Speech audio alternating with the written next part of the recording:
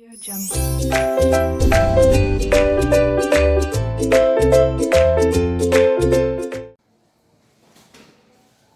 Students, 12th standard economics second chapter consumers behaviour में आज हम law of diminishing marginal utility के बारे में सीखेंगे। स्टूडेंट्स, ये लॉ सीखने से पहले हमें कुछ बातें ध्यान में रखनी चाहिए, तो ही ये डेफिनेशन समझ में आएगा।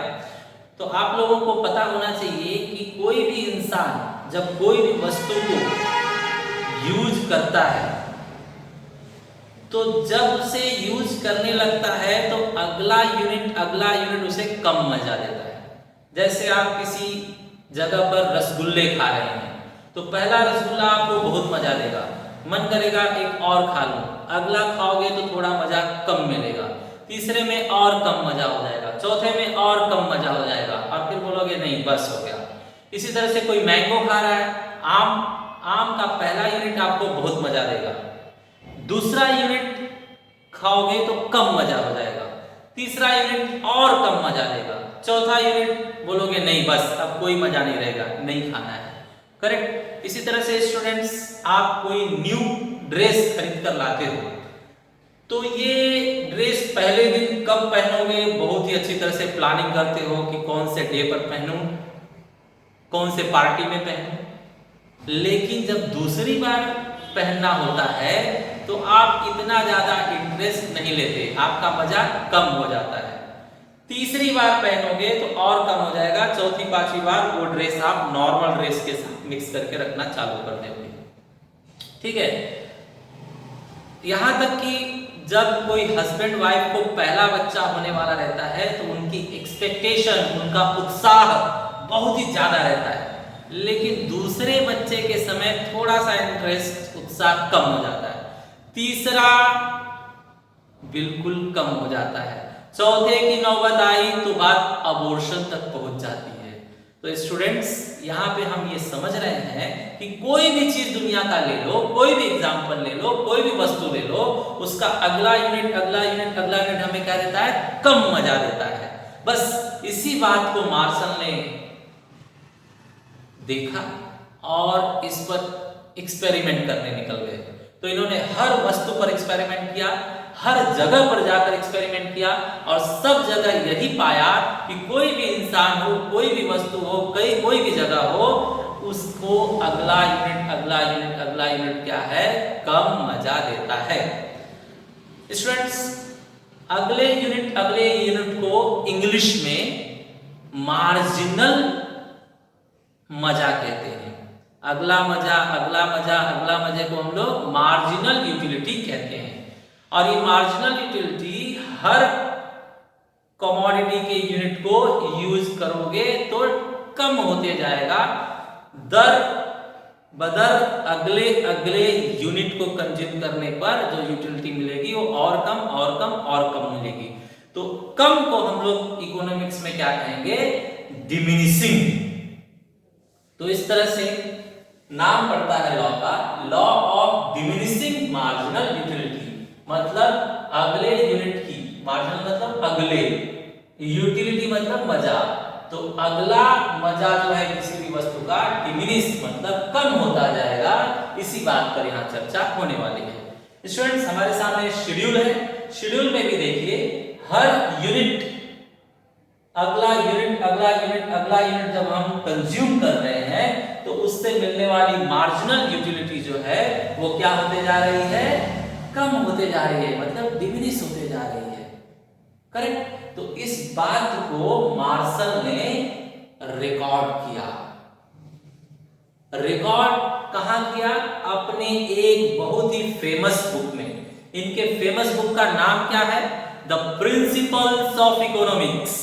द प्रिंसिपल ऑफ इकोनॉमिक्स इनकी जो बुक है वो पब्लिश हुई थी ईयर 1890 में, मतलब 1890 में इनकी बुक पब्लिश हुई थी और बहुत ज्यादा फेमस हुई थी। स्टूडेंट्स, इन्होंने उस बुक में डिमिनिशिंग मार्जिनल यूटिलिटी के लॉ का डेफिनेशन क्या लिखा है वो जरा देखते हैं। Law of diminishing marginal utility according to Professor Marshall, other things remaining constant. Students ये बहुत ही इंपॉर्टेंट वर्ड है, अदर थिंग्स रिमेनिंग कांस्टेंट। तो अदर थिंग्स रिमेनिंग कांस्टेंट मतलब जो लॉ बनता है इको में वो एप्लीकेबल होता है सिर्फ सामान्य परिस्थितियों में, आपातकालीन स्थितियों में वो सही खरा नहीं उतरता। इसलिए लोग पहले ही बोलते हैं सामान्य परिस्थिति में चेक करना तो ही मेरा लॉ सही होगा।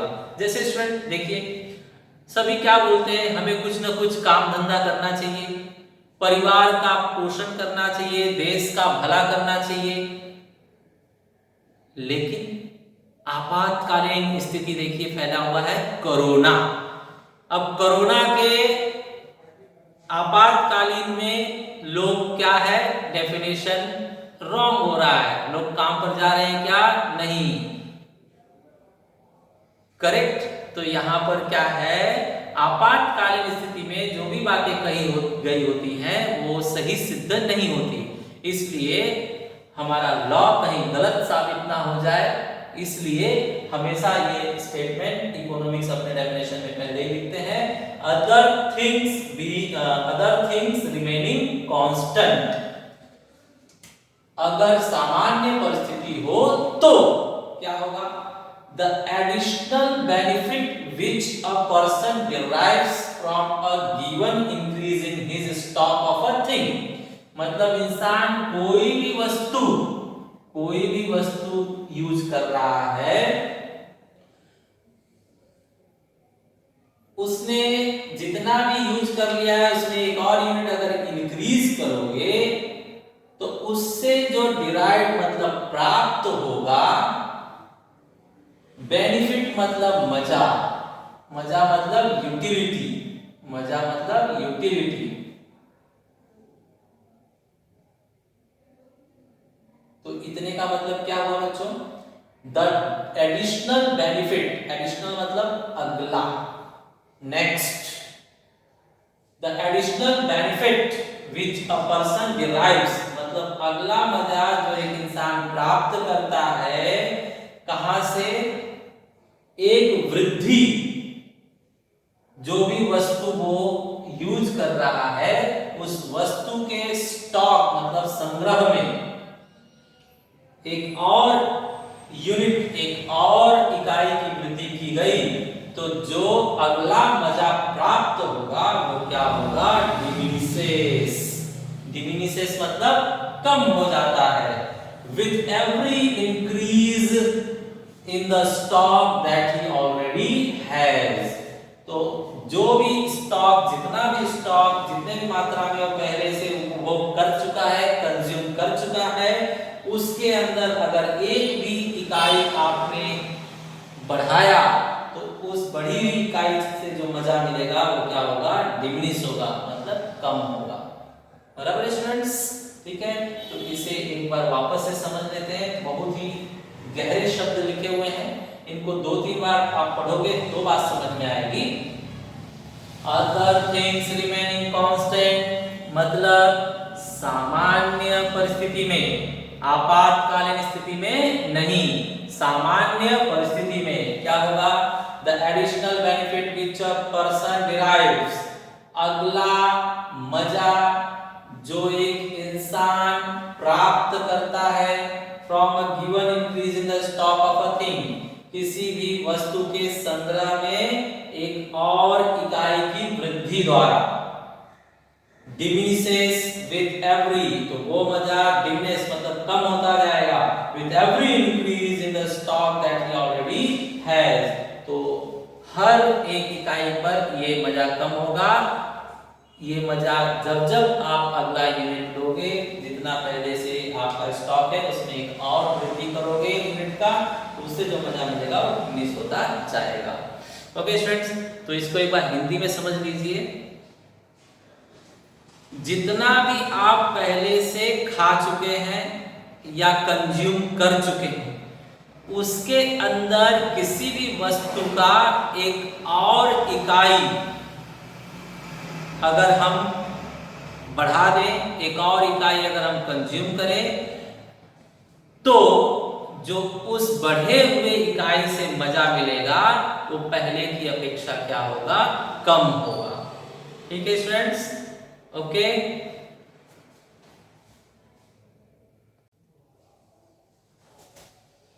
तो स्टूडेंट्स अब हम assumptions of law of diminishing marginal utility देखेंगे।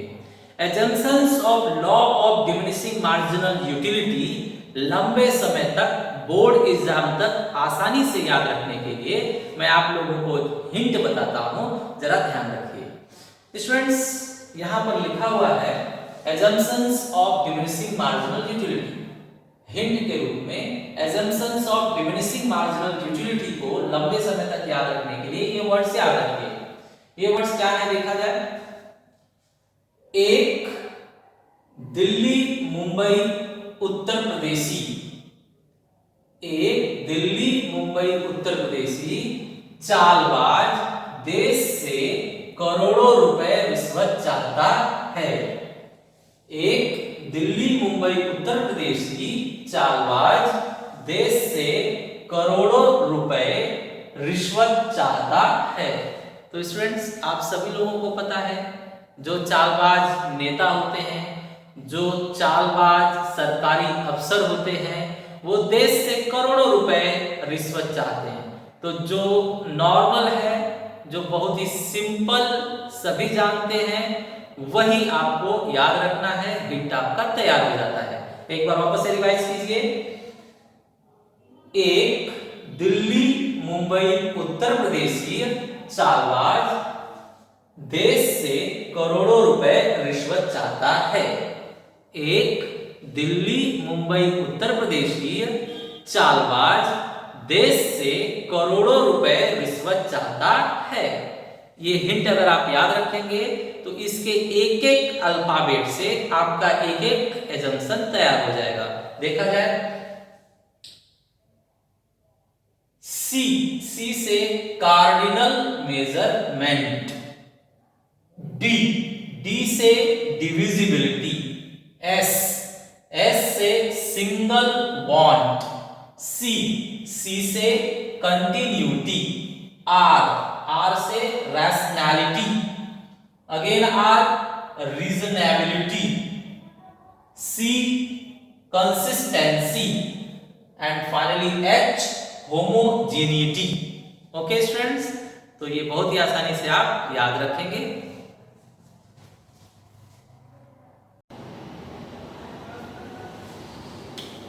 तो स्टूडेंट्स अब हम assumptions of law of diminishing marginal utility के हर एक पॉइंट्स को डिटेल में देखेंगे।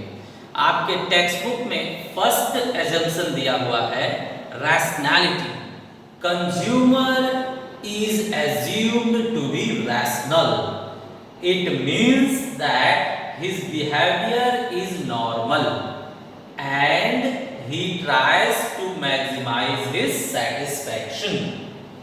Okay, तो स्टूडेंट्स जब हम law of diminishing marginal utility check कर रहे हैं कि ये सही है कि नहीं, तो हमें एक रैशनल कंज्यूमर पर चेक करना होगा। रैशनल कंज्यूमर वो होता है जो कोई भी चीज खा रहा है या कोई भी चीज कंज्यूम कर रहा है तो वो एक ही बात अपने दिमाग में रखता है कि वो अपना सेटिस्फेक्शन मैक्सिमम करना चाहता है। He wants to maximize his satisfaction. कुछ लोग होते हैं जो रैशनल नहीं होते, जैसे शराब पीने वाला रैशनल नहीं माना जाएगा, वो इररैशनल इंसान है। कोई पागल इंसान है, मैड पर्सन, तो वो भी इररैशनल इंसान है। तो मार्शल ने कहा कि मेरा लॉ सही है, ये तभी सही होगा जब आप रैशनल इंसान पर इसे चेक करोगे। तो स्टूडेंट्स एग्जाम्पल के लिए मान लीजिए कोई इंसान थिएटर में जा रहा है, पैसे देकर टिकट लिया, मूवी देखा, मूवी देखने के बाद बाहर आया, तो न्यूज रिपोर्टर ने पूछा कि आपको मूवी कैसी लगी, तो उसने जवाब दिया कि मूवी कौन देखने आया था, घर में इतनी गर्मी हो रही थी, बच्चे इतने चिल्ला रहे थे कि 3 घंटे आराम से सोने के लिए मैं थिएटर सिनेमा घर में आया था। बताइए स्टूडेंट्स, अब ये इंसान रैशनल इंसान कहलाएगा क्या? नहीं, इररैशनल इंसान है। और भी देखते हैं, महाभारत में आप जानते हैं गंगा माँ अपने हर एक बच्चे को ले जाकर नदी में डुबा देती है। कोई रैशनल इंसान ऐसा करेगा? नहीं। तो लॉ कहता है कि अगला बच्चा आपको कम मजा देगा, लेकिन फर्स्ट बच्चा क्या है, आपको मैक्सिमम यूटिलिटी देगा। लेकिन यहां पर तो फर्स्ट को भी डुबा दिया गया पानी में। दैट मीन्स ये बिहेवियर भी रैशनल नहीं माना जाएगा। तो जब हम ये लॉ चेक कर रहे हैं तो कंज्यूमर क्या होना चाहिए? रैशनल, तो ही ये लॉ सही साबित होगा। ठीक है स्टूडेंट, इसलिए कहा गया है कि सबसे फर्स्ट एजम्पशन है रैशनैलिटी। जिस पर भी ये लॉ चेक कर रहे हैं वो इंसान रैशनल होना चाहिए।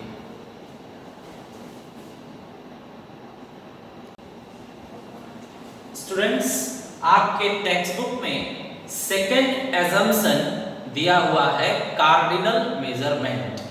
The law assumes that utility can be cardinally or numerically measured. Hence, mathematical operations are easily possible to know and compare the utility derived from each unit of a commodity. इसका मतलब students, आपको पहले ही बताया गया था features of utility में कि utility cardinal नहीं है, क्या है? ऑर्डिनल है। लेकिन ये लॉ को समझाने के लिए मार्शल ने कहा कि कुछ टाइम के लिए हम यूटिलिटी को कार्डिनल एज्यूम करेंगे, नंबर में हम यूटिलिटी को काउंट कर सकते हैं, ऐसा एज्यूम करेंगे। ठीक है स्टूडेंट्स, तो ऐसा एज्यूम करना जरूरी है क्योंकि हम यहाँ कंपेयर कर रहे हैं कि अगला यूनिट कम मजा देगा, कम यूटिलिटी देगा। तो जब आप उसको नंबर में एज्यूम नहीं करोगे तो फिर कंपेयर कैसे हो पाएगा कि कम मजा हुआ कि नहीं, कम मजा हुआ कि नहीं। इसलिए मार्शल ने इस लॉ के लिए कहा है कि सेकंड एजम्पशन होगा कि यूटिलिटी इज कार्डिनली मेजर्ड, मतलब कार्डिनल मेजरमेंट इज पॉसिबल। ये एज्यूम करके हम यहाँ पर चलेंगे। तो मतलब आप मैंगो खा रहे हो तो फर्स्ट मैंगो से 10 यूनिट यूटिलिटी मिली, सेकेंड मैंगो से 8 यूनिट यूटिलिटी मिली, थर्ड मैंगो से 6 यूनिट यूटिलिटी मिली। ऐसे अगर हम मेजर करेंगे कर पाएंगे तो ही कंपेयर हो सकता है ना। तो इसलिए इस लॉ के लिए एजम्पशन रखा गया cardinal measurement.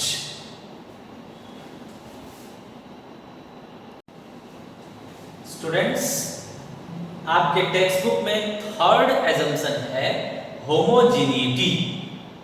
All units of a commodity consumed are exactly homogeneous or identical in size, shape, color, taste, etc.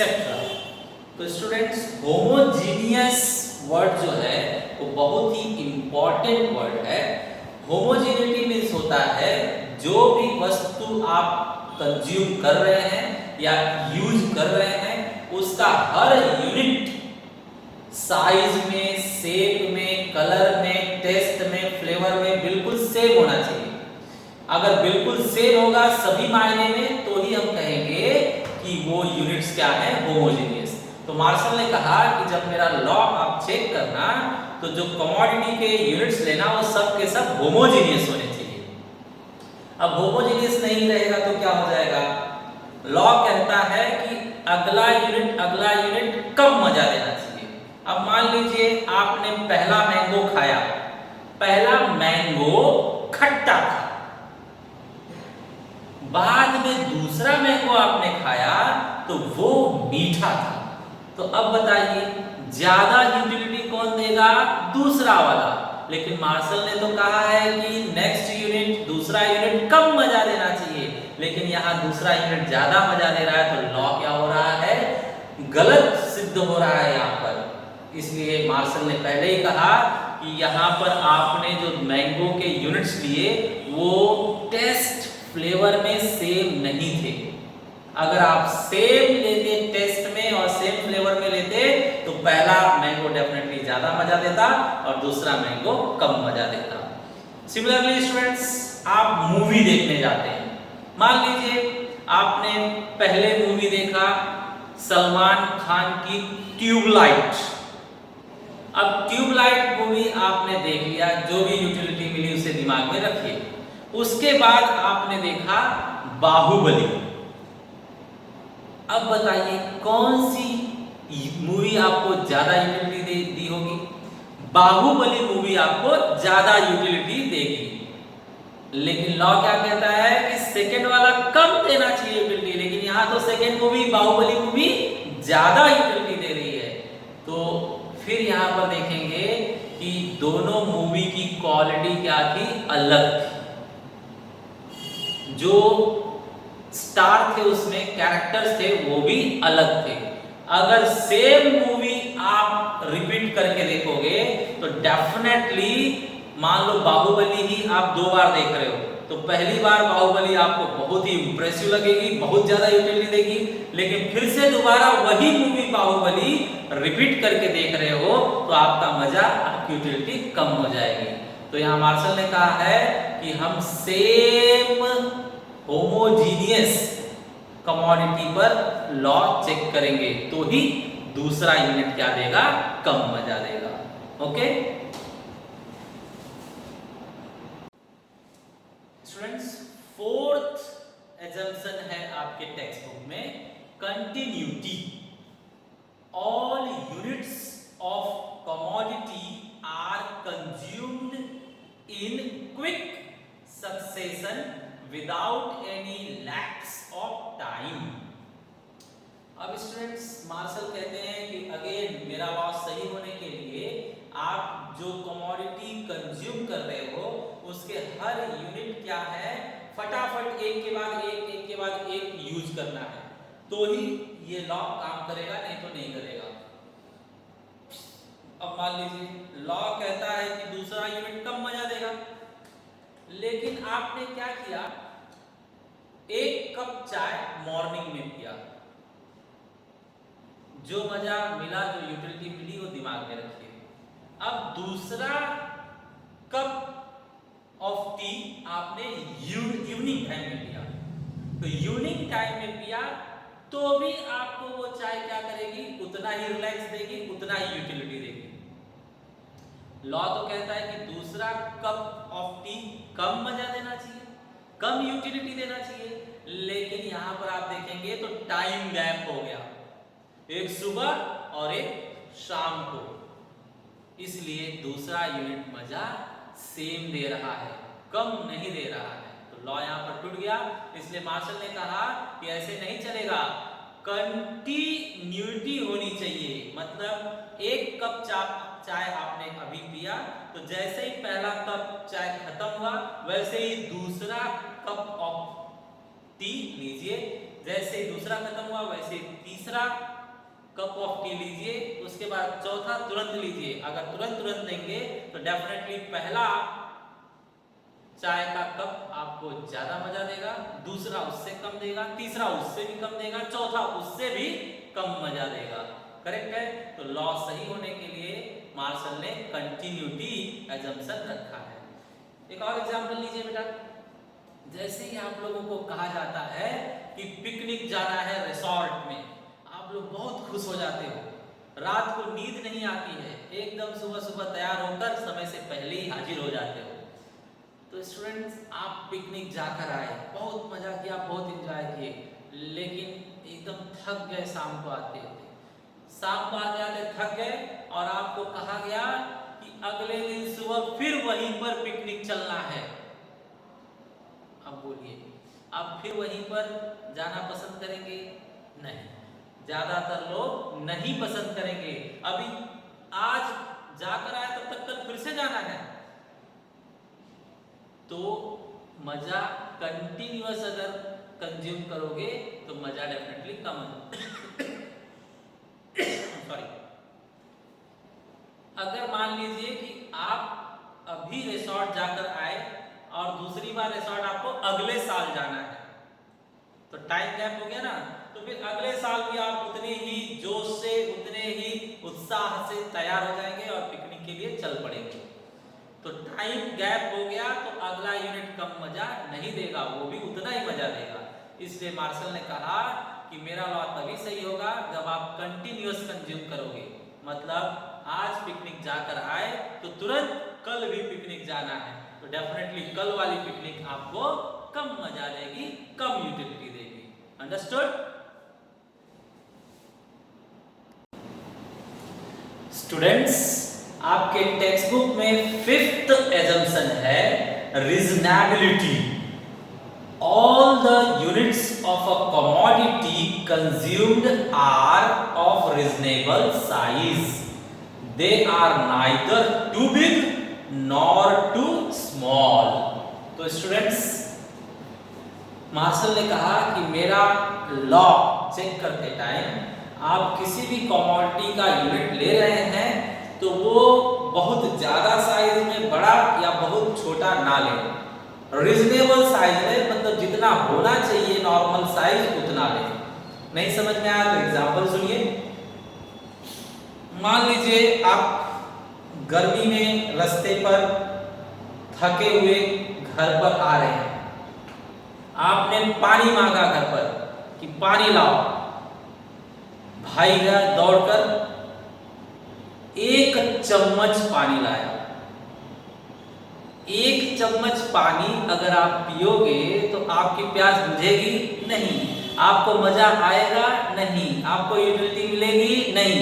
तो आप उसे डांटोगे कि जा 1 ग्लास पानी लेकर आ, तो वो 1 ग्लास पानी लेकर आएगा और तब आप पियोगे तो आपकी प्यास बुझेगी, आपको आनंद प्राप्त होगा, आपको मजा मिलेगा, आपको ज्यादा यूटिलिटी मिलेगी। तो यहाँ पर देखिए, पहले 1 चम्मच में पानी आया और बाद में 1 ग्लास में पानी आया, तो बाद वाला ज्यादा यूटिलिटी दे रहा है, लेकिन लॉ क्या कहता है, बाद वाला कम मजा देना चाहिए। तो क्यों बाद वाला ज्यादा मजा दे दिया? क्योंकि आपने स्टार्टिंग में रीजनेबल साइज नहीं लिया था। इसलिए मार्शल ने कहा है कि मेरा लॉ तभी सही होगा जब आप सारे यूनिट रीजनेबल लोगे, मतलब हर बार 1 ग्लास का ही पानी पियोगे। अगर हर बार 1 ग्लास का पानी पियोगे तो पहला ग्लास का पानी ज्यादा मजा देगा और डेफिनेटली दूसरा ग्लास का पानी क्या है, आपको कम मजा देगा। स्टूडेंट्स, सिमिलरली मान लीजिए दूसरा एग्जांपल, आपने चप्पल खरीदा। चप्पल खरीद लिए, बहुत से लोग क्या है साइज से थोड़ा बड़ा चप्पल खरीद लेते हैं। क्या होता है, 1-2 महीने में हम बड़े हो गए तो चप्पल छोटा हो जाएगा।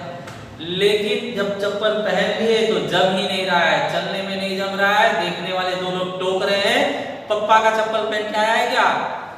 तो आप शर्मिंदा हो जाते हैं, आपको चप्पल मजा नहीं दे रही है। लेकिन अगले दिन जाकर आप दुकान से बदल लाए और साइज का चप्पल लेकर आए और अब पहनकर शान से निकल रहे हैं और अपने दोस्तों को दिखा रहे हैं। तो अब ये दूसरा चप्पल आपको क्या दे रहा है, ज्यादा मजा दे रहा है, और पहला चप्पल का जोड़ा आपको क्या है, कम मजा दे रहा था। तो फिर लॉ टूट गया।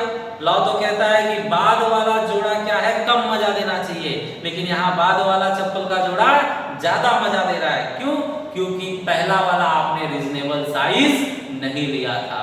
इसलिए मार्शल ने क्लियर कट कहा है कि मेरा लॉ तभी सही होगा जब आप यूज किए गए कमोडिटी का हर एक यूनिट क्या करोगे, रीजनेबल साइज लोगे।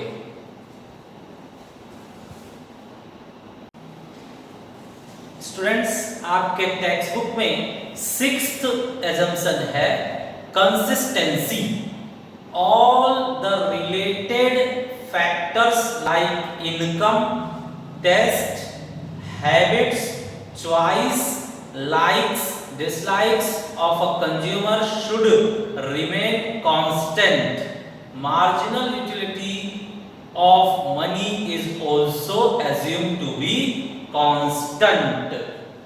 तो यहाँ पर स्टूडेंट्स इस पॉइंट को जरा गहराई से समझिए। कॉन्स्टेंसी मतलब आपका टेस्ट, लाइक्स, डिसलाइक्स क्या होना चाहिए, कांस्टेंट होना चाहिए, तो ये लॉ रोल प्ले करेगा। अगर मान लीजिए आप देखते हैं कोई सिगरेट पी रहा है, अगर फर्स्ट टाइम उसने सिगरेट पिया तो उसे खांसी आने लगती है, वो नहीं पी पाता, लेकिन दूसरी बार समझ जाता है और ऐसे पीता है कि खांसी नहीं आती है। तीसरी बार क्या है, वो उसका स्वाद पाने लगता है। तो यहाँ पर आप देख रहे हैं कि पहली सिगरेट उसे मजा नहीं दी, दूसरी थोड़ा ज्यादा दी और तीसरी और ज्यादा दे रही है, चौथी पांचवी और ज्यादा मजा देंगे। तो यहाँ पर क्या हो रहा है, टेस्ट आपका बदल रहा है। पहले आप सिगरेट नहीं पीते थे, लेकिन अब आप सिगरेट पीने लगे, आपका टेस्ट चेंज हो रहा है। तो अगर आपका टेस्ट चेंज होगा तो भी लॉ काम नहीं करेगा। इसलिए मार्शल ने कहा कि मेरा लॉ चेक करते टाइम आपका टेस्ट, लाइक्स, डिसलाइक्स क्या होने चाहिए, कांस्टेंट होने चाहिए। The assumption is what, constancy. Constancy means आपका बिहेवियर कांस्टेंट होना चाहिए। इसके बाद में मान लीजिए कि आप पहले नॉनवेज नहीं खाते थे, लेकिन बहुत से लोग होते हैं एक बार नॉनवेज खा लिया तो धीरे धीरे क्या है, जुबान पर चढ़ते जाता है, अगला नॉनवेज उन्हें और मजा देता है, अगला और मजा देता है, अगला और। तो यहाँ पर भी उनका क्या है, टेस्ट चेंज हो रहा है, बरोबर है। तो टेस्ट चेंज होगा तो फिर लॉ काम नहीं करेगा, इसलिए कांस्टेंट होना चाहिए। कुछ लोग क्या है, क्रिकेट खेलना शुरू करते हैं तो स्टार्टिंग में नहीं आता है, लेकिन जैसे ही धीरे धीरे आने लगता है वो उसके शौकीन हो जाते हैं और बाद में बिल्कुल उसका दीवानापन हो जाता है अपने, तो बाद का यूनिट ज्यादा मजा देता है। इसी तरह से कुछ जो ड्रग्स एडिक्ट होते हैं वो भी स्टार्टिंग में जब लेते हैं तो उन्हें काफी परेशानी होती है, लेकिन बाद में हर एक यूनिट उन्हें और मजा देने लगता है और उसकी लत पड़ जाती है उन्हें। तो स्टूडेंट्स, जब taste, likes, dislikes, behaviour change होगा तो फिर ये लॉ काम नहीं करेगा, ठीक है। तो मार्शल ने कहा है कि मेरा लॉ चेक करते टाइम आपका टेस्ट, बिहेवियर, लाइक्स, डिसलाइक्स ये सब क्या होने चाहिए, constant. Means the assumption is constancy। इसी assumption में लिखा हुआ है marginal utility of money is also assumed to be constant। मतलब मनी की मार्जिनल यूटिलिटी भी क्या होनी चाहिए, कांस्टेंट होनी चाहिए। इसका क्या मतलब, मान लीजिए स्टूडेंट्स आपने क्या है, एक दिन आइसक्रीम खाई, महंगी आइसक्रीम। आप आइसक्रीम खा रहे हो, खाने के बाद पूछा तुमने कि कितने का आइसक्रीम है, तो उसने कह दिया 200 का आइसक्रीम खाइए। अब 200 आपको बहुत महंगा लगा, आप बोले कि पैसा वसूल नहीं हुआ, मजा नहीं आया। अगली बार क्या है, आप फिर से गए तो उस दुकानदार ने आपको बुलाया और बोला कि आज एक पर एक फ्री है, 50% डिस्काउंट है। तब आप खुशी खुशी बोले तब तो खिला दीजिए, और आज आपने क्या है 100 रुपए में ही वो आइसक्रीम खाई और आज आप ज्यादा संतुष्ट हो रहे हैं, ज्यादा आपको सेटिस्फैक्शन मिल रहा है, ज्यादा यूटिलिटी मिल रहा है। तो पहला वाला कम दिया, बाद वाला ज्यादा दिया, लेकिन आइसक्रीम तो सेम था ना, लेकिन आपको बाद वाला क्यों ज्यादा मजा दे रहा है? क्योंकि मार्जिनल यूटिलिटी ऑफ मनी यहाँ पे चेंज हो गई। पहले 100 रुपए की हिम्मत नहीं थी कि वो आइसक्रीम खरीद सके, लेकिन आज 100 रुपए की हिम्मत हो गई है कि वो आइसक्रीम खरीद सकता है। तो यहाँ पर marginal utility of money change हो गई, इसलिए लॉ काम नहीं कर रहा है। बाद वाला यूनिट कम मजा देना चाहिए, लेकिन बाद वाला ज्यादा मजा दे रहा है। इसलिए स्टूडेंट्स, मार्शल ने कहा है कि मेरा लॉ सत्य होने के लिए ये भी assumption रहेगा, और it is called consistency. Students, आपके टेक्स्ट बुक में 7th assumption है divisibility. The law assumes that the commodity consumed by the consumer is divisible so that it can be acquired in small quantities.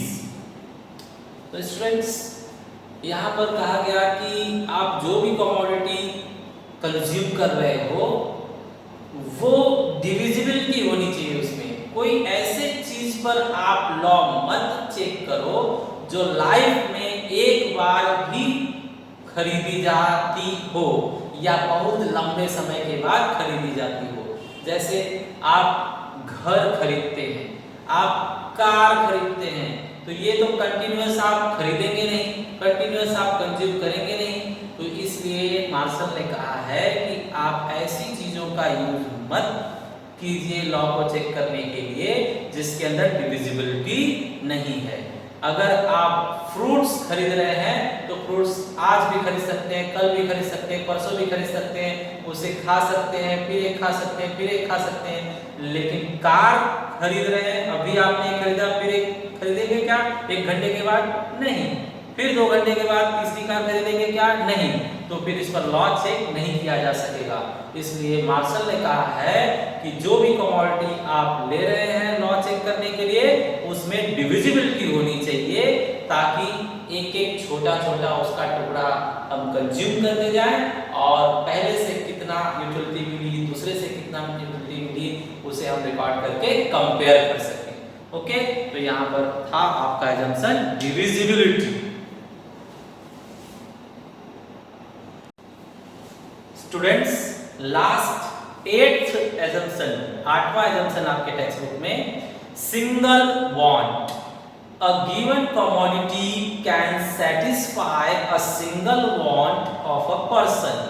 The law assumes an experience of a single want which is completely satiable at a given point of time. तो students, यहाँ पर इस point का मतलब है आप commodity जो use कर रहे हैं उसका लॉ चेक करते टाइम सिंगल यूज है ऐसा मानकर चलेंगे। जैसे कि पानी है, पानी का तो तमाम यूज है, आप पी लीजिए, कपड़े धो लीजिए, बर्तन मांज लीजिए, ठीक है। तो ऐसे कई यूज, कई ऑब्जेक्ट्स के लिए, कई वर्क के लिए आप उसे यूज नहीं करेंगे, सिर्फ एक वर्क के लिए यूज करेंगे तो लॉ सही होगा। जैसे आप पीने के लिए यूज कर रहे हैं तो खाली पीजिए, फिर दोबारा पीजिए, तीसरी बार पीजिए और चेक कीजिए यूटिलिटी, तो लॉ काम करेगा। लेकिन आप एक बार पी रहे हैं और एक बार कपड़े धो रहे हैं तो फिर लॉ काम नहीं करेगा। फॉर एग्जाम्पल, मान लीजिए पानी ही ले लेते हैं, आपने एक बाल्टी पानी से कपड़े धोए, कपड़े धोने के बाद में जो गंदा पानी एक बाल्टी बचा हुआ था वो आपने फेंका नहीं, ऐसे ही साइड में रख दिया। अब उसके बाद में अचानक आपके घर में कहीं पर आग लगनी शुरू हो गई। आपने देखा और तुरंत जाकर दौड़कर लाए और वो बाल्टी का पानी उस पर आपने फेंक दिया। अब बताइए स्टूडेंट्स, पहली बाल्टी आपने किसके लिए यूज किया? कपड़े धोने के लिए। और दूसरी बाल्टी आपने किस लिए यूज किया? आग बुझाने के लिए। कौन सी बाल्टी ज्यादा अति आवश्यक थी? कौन सी बाल्टी ज्यादा यूटिलिटी दे रही है? डेफिनेटली जिस बाल्टी से आपने आग बुझाया। तो ये दूसरी बाल्टी ज्यादा मजा दे रही है, लेकिन मार्शल ने तो कहा दूसरा यूनिट क्या है, पहले से कम मजा देना चाहिए, लेकिन आपने उसका यूज क्या है, चेंज कर दिया। पहले कपड़े धोने के लिए यूज किया और बाद में आग बुझाने के लिए। तो जब आप उसका टारगेट चेंज कर देंगे, उसका यूज चेंज कर देंगे, तो लॉ काम नहीं करेगा। इसलिए मार्शल ने एज्यूम किया है कि मेरा लॉ चेक करते टाइम सिंगल वांट एजम्पशन मानकर चलना है। ओके स्टूडेंट्स, तो ये सारे assumptions of law of diminishing marginal utility आज हमने खत्म किया है। ये बहुत ही इंपॉर्टेंट कॉन्सेप्ट है। ये वीडियो आप अपने फ्रेंड्स को शेयर कीजिए, लाइक कीजिए और सब्सक्राइब कीजिए। Thank you.